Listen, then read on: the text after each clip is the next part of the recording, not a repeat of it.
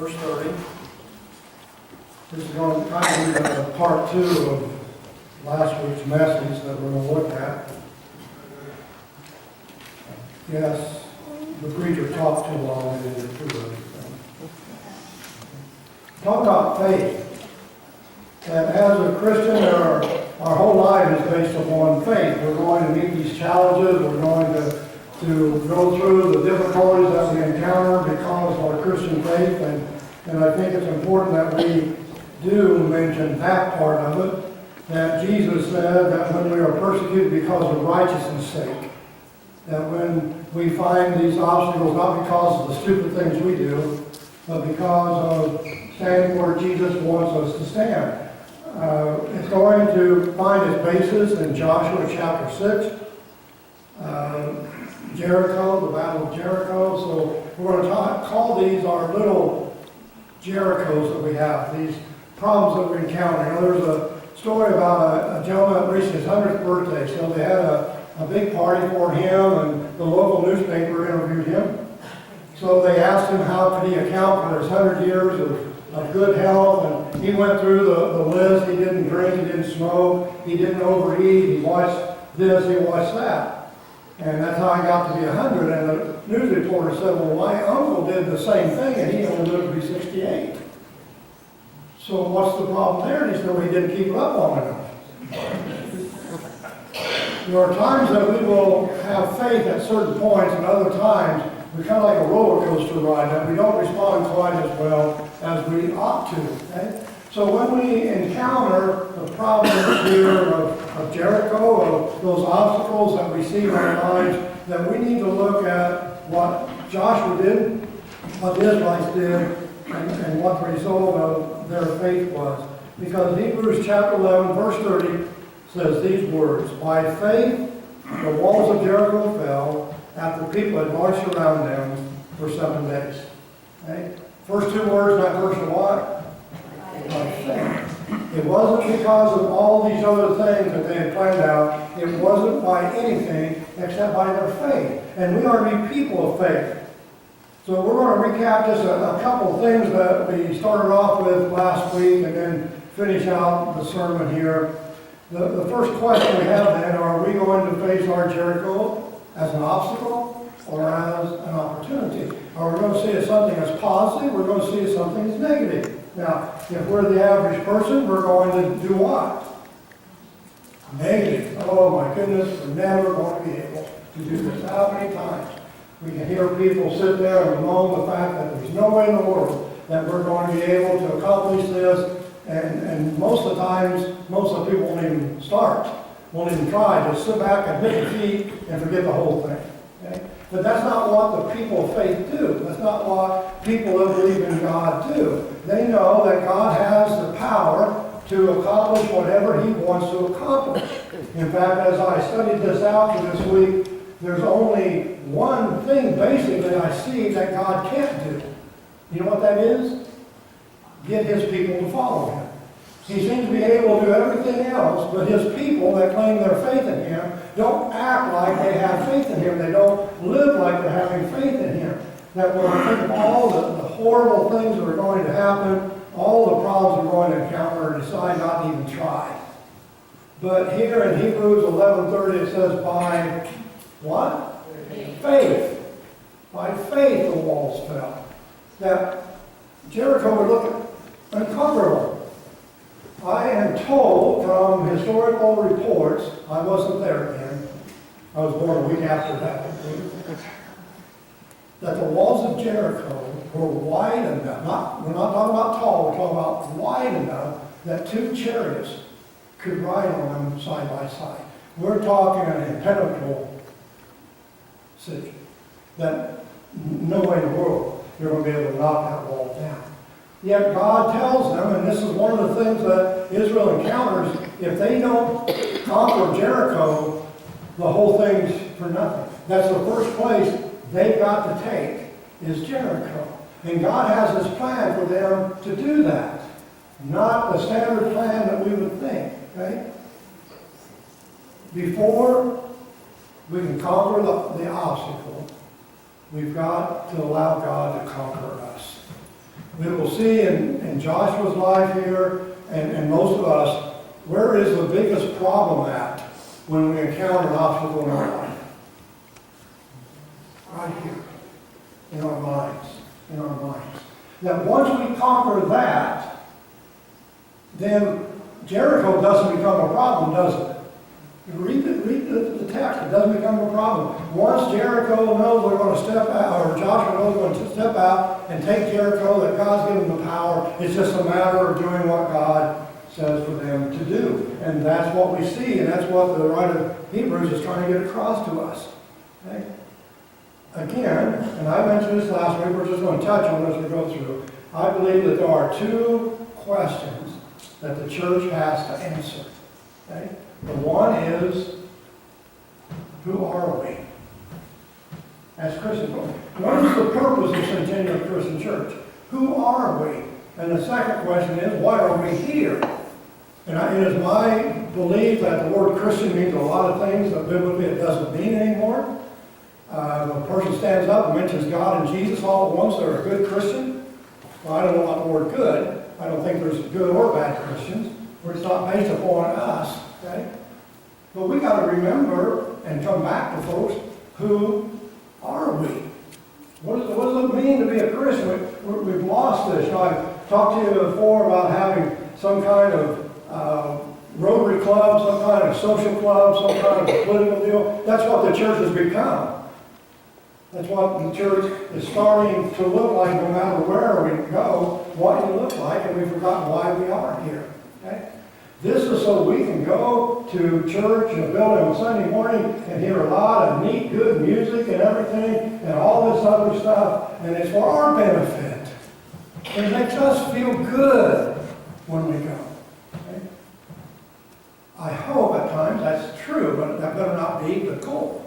I don't think it made Jesus feel good to go to the cross. I think he looked forward to it. That's what Hebrews 12 tells us. But the pain and the suffering was for me. Okay? That we are here to have our allegiance to Jesus. We are here in order to cause other people to become Christians, to encourage people in their faith. But everything that I just mentioned here, folks, focuses on somebody else, not me. And that's what the church is about. It's not, I've told you that you talk to the kids at camp, and when you look at the church today, there's two things that our young people are going to say about the church. Selfish and lazy. And it's hard to debate that. I mean, I don't say we're not doing anything. But I think they got a pretty good view. You know, I had somebody say, well, our children are not listening to their elders like they should. I said, I think they're listening too well to our elders. That they're getting the message loud and clear of what we're saying. I think it's important that you have food to eat, yes, but I think somebody ought to give it, not me. I think the church ought to do all these things and use their money to accomplish God's will, but your money, not mine. Because I got vacations to go on. Okay, I got a new car I want to get. I got all this stuff I want to get. So somebody else needs to do all that stuff. I think it's great. Just not me. Okay? Not me. And that is an attitude that goes in a lot of situations, an attitude that if it is solved, a lot of situations in churches are going to be solved. If we get back to the fact that we are to be people of faith, and it is our responsibility to take the commands of God and carry them out in our life, when we get back to that, then we're going to be back where the church ought to be. Okay? Whether I'm a Christian or not is defined by God, not by me. I can say I'm a Christian. Anybody can say that they are a Christian, but it's defined by God. He'll decide. You know, the Pharisees, that's an example I can give without getting in a lot of trouble. Okay? That they were the pinnacle of the spiritual leaders of that day, right? And Jesus said to his disciples, unless your righteousness exceeds the righteousness of the Pharisees, you will not enter the kingdom. What did he just say about our religious leaders? They're not even in the kingdom. Don't want to be like them. Don't make them your heroes because they're lost. One of those parts in chapter 5, I think, of John, when Jesus stands up to the chief of the Pharisees and said, I know that you do not have the love of God in your heart. Wow. We are not to be those people. We are to be people of faith. We need to have a personal faith. I can't rely on someone else for my salvation. I think that sometimes we do that. We do that. Okay? The battle inside is much harder than the fight outside. It is. Every time. Let's go back, if you have your Bibles, go back to Joshua chapter 1. Joshua has walked into a really difficult spot. He's the new leader of Israel. Who is he replacing? Moses. Moses was the leader of Israel for 40 years. He was their leader. It's the only leader many of them knew, and now it's Joshua. So Joshua is now ready to lead the army of Israel, but he is concerned because he doesn't think he can do it. He doesn't think that he is qualified. How many of you have ever been asked to do something for God and you thought, I'm not qualified to do that? Right? You know what? You have to be. God qualifies you. If he calls you, you're the right person. Okay? Let me share this with you very quick. I won't get too deep into it. Back 1993, 94, there was a minister here in Watsika that most of you remember, Jerry Moe from the Faith Lutheran Church. Okay? Jerry was retiring and moving to Valparaiso, Indiana, and he had conducted a Bible study at Watsika Healthcare on Wednesday afternoons for many, many years. And when he was leaving, Pat Jansen, who was working there at healthcare, called me and said, Joe, would you like to be the one to do the Bible study for Watsika Healthcare on Wednesdays now? And to myself, I answered, absolutely not. I don't want to do something like that. Okay? That's one of the things that I forced myself to overcome. Going to a nursing home is the most difficult thing for me to do. Hospitals, you expect people to be sick.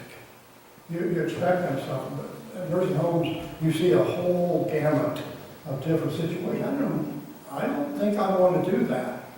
But I knew I just couldn't tell Pat no, because how many of you know Pat? Yeah. She would have come looking for me. Okay?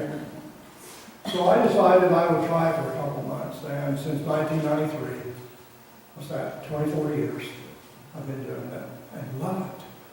I've made some friendships.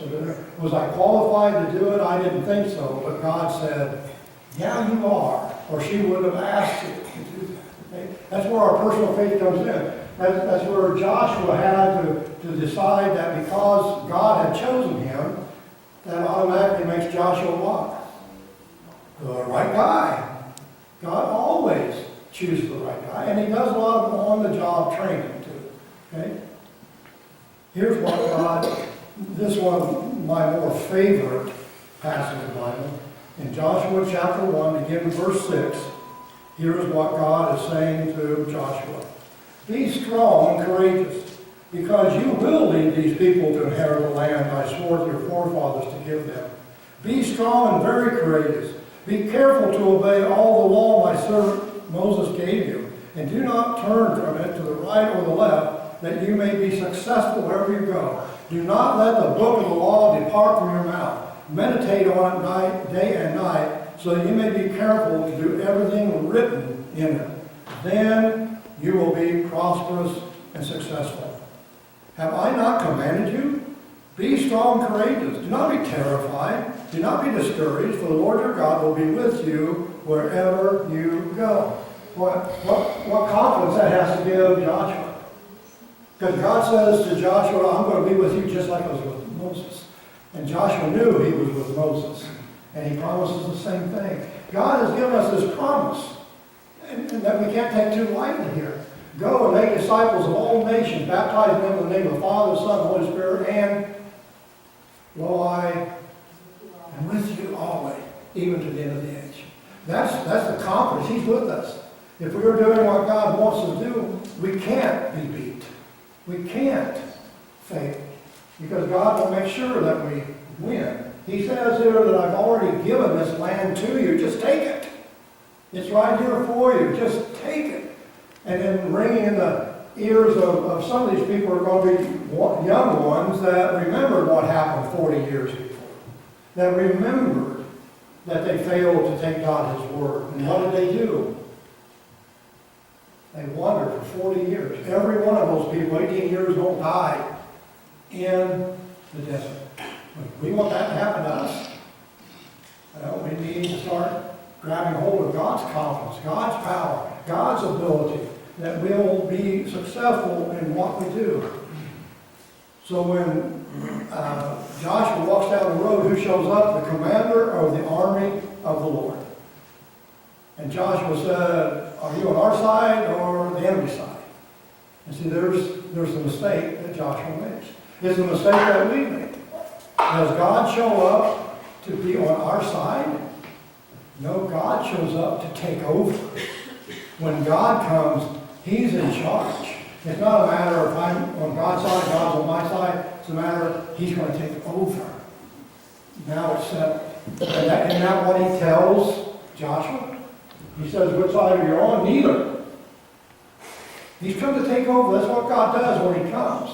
That when He is present with us, He takes over. Folks, it's never up to us. We try to make it. That's where we mess up. We try to do what we want to get done and our agenda and things, but when the Spirit of God comes and when He takes over, the decision's made. There is no question who's going to win and who's not going to win. It's going to be those that allow Him to take over. And sometimes it takes time to do that. We talk about patient faith. Okay? That we need to keep doing what God tells us to do. No matter whether it appears anything is changing or not. It is. It is. I've always said that God is a God who fixes things right. He's not a quick fix. He's not going to do something to just gap the situation. He's going to fix it right. He is a God who puts it together like a puzzle, piece by piece by piece. Everything fits in. And then when it happens for good. The time of preparation. For 40 years they waited. Then for 6 days they did that, which seemed to make no difference whatsoever. You know, if God doesn't answer our prayer in 30 seconds, we're done with it.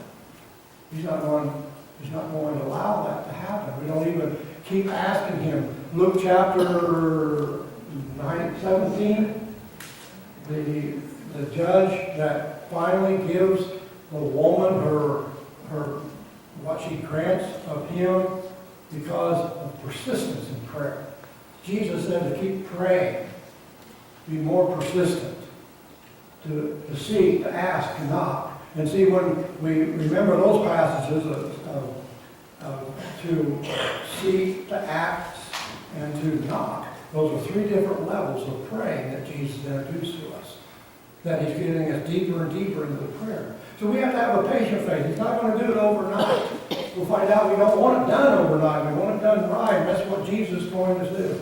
But we can't give up when nothing seems to be happening. We can't quit too soon. And part of faith is willing to continue to obey God even when it appears nothing's happening. Even when it appears God isn't working.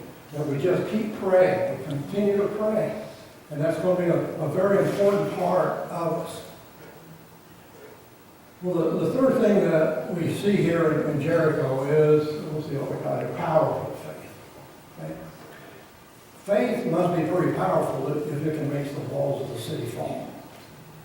It must have quite a bit of power if it can accomplish what God wants it to accomplish. And we are to be people of faith. See, I think one of the best things that we could do, any of us, all of us could do, is get on our knees and confess to God that our faith is weak. Just admit it. I know I'm supposed to be a spiritual leader. I know of all this and everything, but God, I don't have it. Give it to me. You know, one of the guys unnamed in the Bible is always kept in the back of my mind is the man that comes up to Jesus, falls on his knees, and what does he say? Help my unbelief. I want to believe, just help me believe that. Help me gain that faith. And I think it'd be great be very beneficial if we as Christians would honestly would just do that. Get on our knees, say, God, my faith isn't what I pretend like it is. I don't say a whole lot, but I don't have the faith. I know the nervousness, the anxiety, all of this comes up every time there's a situation that we can't handle, which is more and more, is it not, folks? We need to have a powerful faith, a faith that works. I asked you last week, do you believe in a big God or a little God? And unfortunately, as you continue to talk to people, not all, but a lot of the people I talk with they believe in a little God. You know, if God and I can do this, then I'll believe it can happen. But not if only God does it. I don't trust His power. And so I believe that's why our faith is weakened many times, because we are looking at God as we would judge ourselves. We know that our abilities aren't what they ought to be, so we have concluded then that God's abilities must not be what they should be. So we don't have the trust in Him. Even though He proved Himself over and over and over, we still question every time. You would think that eventually we would start seeing what God does, how God works. But every time we are questioning, we're worried, oh, we're not going to be able to do this. This won't happen. Can't possibly get there. Those types of things. And then we start seeing how little our God really is. God is bigger than our obstacles. Has our God got small? Have we just sat back and decided we're going to retire from being Christian? We're still Christians, you know, honorary Christian or something like that, but there's no faith. That we see people in our churches that are looking for someone to be an example before them with their faith, and we've decided not to. We're just going to kind of sit back and relax for a little while. God is bigger than our problems. The Israelites, during that 40 years, their God got bigger. He got real small when it was time to go into the promised land. But now it's time for them to go. You know, there was a fish that I think is a very interesting guy. I think I got a picture. These are little fish about like this. They are called koi, Japanese koi fish. I don't know if you're familiar with them or not. Oh, by the way, this is a Japanese koi fish too. And believe it or not, so is this one. You know why? Because they are determined by the area in which they exist. If we put them in something small, they remain small, like little goldfish. But if you put them in bigger areas, they grow. And I would suggest you, if there's one thing you want to take out of my sermon is that we start letting God put us in bigger water. That's where our faith will grow. You know why I think a lot of people's faith don't grow? Because they don't ever put themselves in a spot where it has to. We're going to stay in our little comfort here. We're not ever going to test ourselves. We're never ever going to strain ourselves. And then we will decide that God's a small God. It's hard to believe the difference, isn't it? The opposite story is the young man that had 3 goldfish in a small little bowl, and he thought that maybe they would do better if he put them out in this little pond they had. So here they are in their little goldfish bowl. By the way, well, I won't say anything, but anyway, later I'm on tape here. Don't want to get our friends in California upset. Well, I might as well tell you, right? It's against the law to have a goldfish in a goldfish bowl in California because it's cruel and inhumane treatment. But anyway. Is that true? Yes, that's true. That happened several years ago, unless they've changed it. So anyway, here they are, those 3 goldfish just swimming around. So he decides to put them out in that pond. So he takes them, he puts them out in the pond, he watches. You know what they do? Small little circle. They got this whole pond to swim in, and then in a small little circle. And folks, I see that as us a lot of times as Christians. We're just right here in the small. God said, I gave you all of this. Now we're going to just stay right here because it's what? Comfortable. Don't want to do anything that I might have to, you guys are a sacrifice. Especially you. But I'm comfortable where I'm at. And see, what happens is that when I become comfortable, I just remain right here, and God goes on. But we're sitting back here. And we decided we're really not going to put ourselves in that kind of situation. We're just going to relax. And we're going to make sure that we're taken care of. And we're going to make sure that everything is going the way that we want it to do. Is God big enough to handle the problem of Jericho? The answer is, of course he is. Of course he is. You realize as important we think we are with God, we're like a little mosquito, a little gnat. Just done. My question is God big enough to trust? That's what we've got to decide. Is he big enough for me to trust?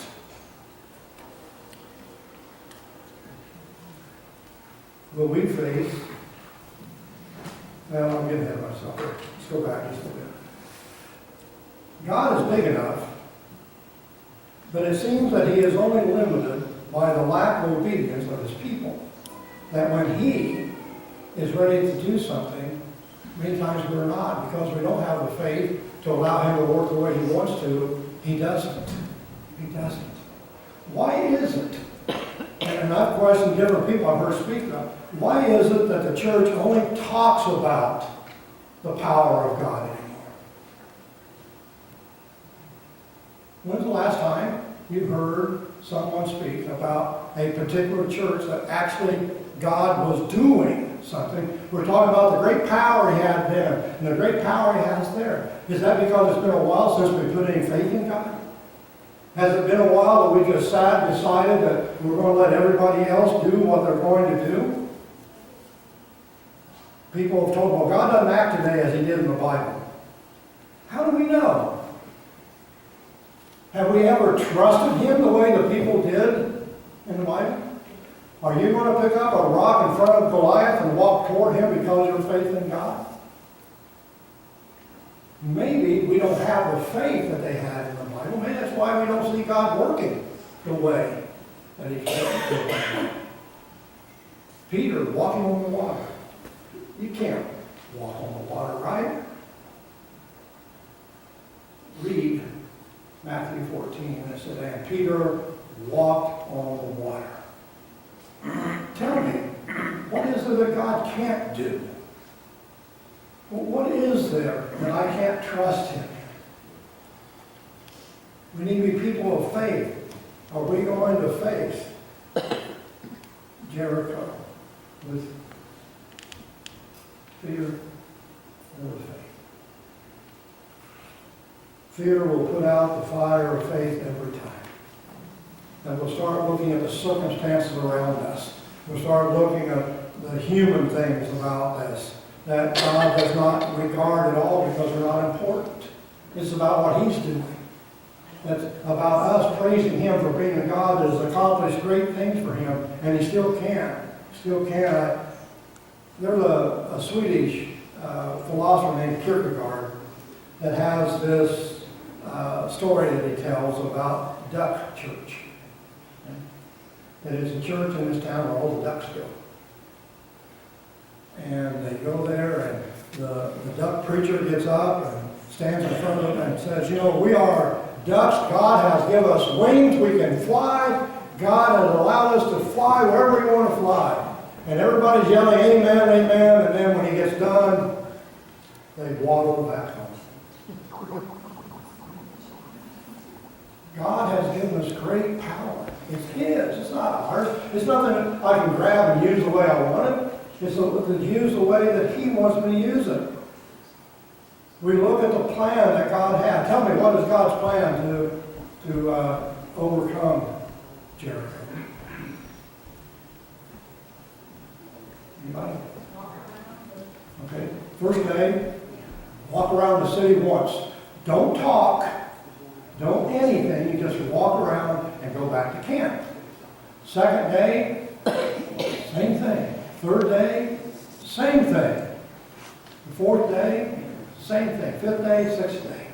On the seventh day, they're going to walk around the city 7 times. And on the 7th time, they are going to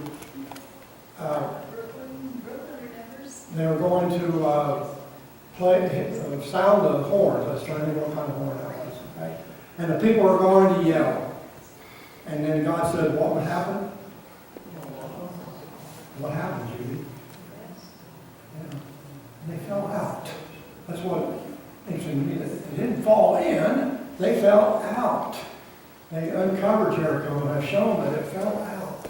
So as stupid and ignorant as God's plan seems to be, it worked.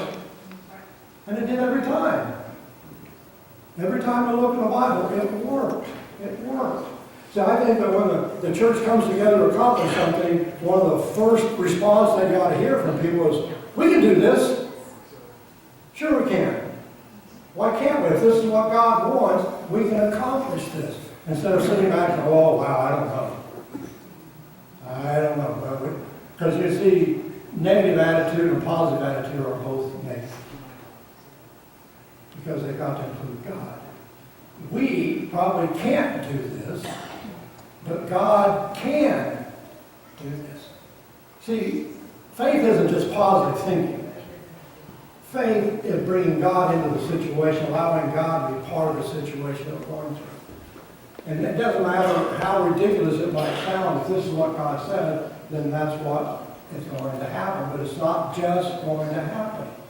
It is God that says to Joshua, I have given you the land, just go possess it. You're going to win. Just go do it. It's like a young man that decided he was tired of his job, tired of life. He got into this cabin. He was just going to sit there and let God take care of him. Well, about the 3rd day, there was no food. He begins to question. He said, God, how come you're not taking care of me? And God said, go look outside. So he stands outside and looks around for a while, sits down on the porch for a while, nothing happens. Comes back in, the next morning he said, asked God the same thing. He said, go look outside. So he goes out, nothing. The 3rd day he says, God, how come you're not providing for me? He said, I am. Go look outside. And he looks outside, I don't see anything. Look across the street. He looks, there's a big sign, day workers being hired, lunch provided. That God is going to supply all that we need, but he may ask us to pick up a shovel once in a while. It's time for us not just to say that we are people of faith, it is time for us to be people of faith. I hope that I never get in a spot in any church where I'm like a preacher that gets up and says, folks, I don't expect any leaps of faith anymore, but could you take a little hop once in a while? We're to be people of faith. Why aren't people looking toward the church? Where's our faith? Where's our willingness to follow God? Where's our willingness to accomplish His will? I've shared with you before the bulk of young people, and I'm talking about millennials here, that they are interested in Christianity if we show it's working in our lives. They're not interested in me standing out here lecturing them. I've had people tell me that. And I agree. That's why I'm down here. I want to know what you're thinking. I want to know what your reaction is. But if I show that Jesus works in my life, they're interested. You've heard all these stories about how all the millennials are leaving the church. No, they're not. They're looking. And if our faith doesn't look authentic, they're going to look somewhere else for that. But the possibilities are great. Possibilities are great. One of the things, and I won't put this on you, but it's one of the things I think about also. Because everything that goes wrong in the church is my fault. That's my thinking. That's my thinking. I wonder how many people died lost because I wasn't doing my job, what God wanted me to do. Achan disobeyed God at Jericho. 36 people will die because of Achan's sin. I wonder if we're sitting somewhere watching TV or whatever, how many people are going to die lost because we weren't busy doing what God wants to do. That we weren't out reaching out to people who weren't willing to do what God wants to do. Someone has a Bible, turn to Ephesians chapter 3,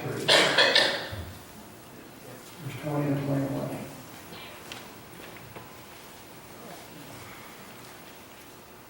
Before you read it, when you read it, please hold your hand up, let me know you found it. Ephesians chapter 3, 20 and 21. Who has it? I know one. Can't trust me. Okay, Marianne. Give me a couple others that have it. Ephesians 3, 20 and 21. Okay, Joanne's got it. George has got it. Okay, Lori's got it. Okay, if you would, Georgia, would you read it, please? Real loud. Now to him who is able to do immeasurably more than all we ask or imagine, according to his power that is at work within us. To him be glory in the church and in Christ Jesus throughout all generations, forever and ever. Amen. Lori, would you read it? Now to him who is able to do immeasurably more than all we ask or imagine, according to his power that is at work within us. To him be the glory in the church and in Christ Jesus throughout all generations, forever and ever. Amen. Ron, you got it? You read it? Him who is able to do immeasurably more than all we ask or imagine, according to his power that at work within us. To him be the glory in the church and in Jesus Christ throughout all generations, forever and ever. Dan, you got it over here? If you would read it. Now to him who is able to do immeasurably more than all we ask or imagine, according to his power that is at work within us. To him be glory in the church and in Christ Jesus throughout all generations, forever and ever. Marianne, if you would read. Now to him who is able to do immeasurably more than all we ask or imagine, according to his power that is at work within us. To him be glory in the church and in Jesus Christ throughout all generations, forever and ever. Amen. Anyone else on the side have it? It's okay if you don't, okay? So, what are we doing just sitting there? What do those two verses say, especially verse 20? To him who is able to do immeasurably more than all we ask or imagine, according to his power that is at work within us. Okay? You can translate those words wildest dream. Paul says to him who is able to do more than our wildest dream. Where's the work at? In us. The Holy Spirit lives in us. We are to be people of faith. We are to step out to accomplish God's will. That's what this is about. He has guaranteed us that we will. He has given us the power, the Spirit inside of us, given us the power to do more than what is our wildest dream, according to his power that is at work in us. We're coming to the time of our communion service. We are to be people of faith. If we are, let's go forward as we ought to. If our faith is not what it ought to be, then let's bow and pray to Jesus now before we ever go anywhere and admit our faith is weak. Help us in our unbelief. Help us in our faith. Let's pray. Father, just ask that we would be honest with ourselves and come to you and be honest with you. That we know we fail in many ways. But we cannot claim to be people that we are not. As we come to this table above all, the great truth that is here, that what Jesus went through in order to give us that power, what he accomplished in order for us to have that faith, that make that faith personal and make it powerful and make it something that is the very basis of our life. And as we come to this table, I pray that we will bow before you and that we will honor the sacrifice and remember the sacrifice that you accomplished for us at this time. For it's in Jesus' name that I pray. Amen.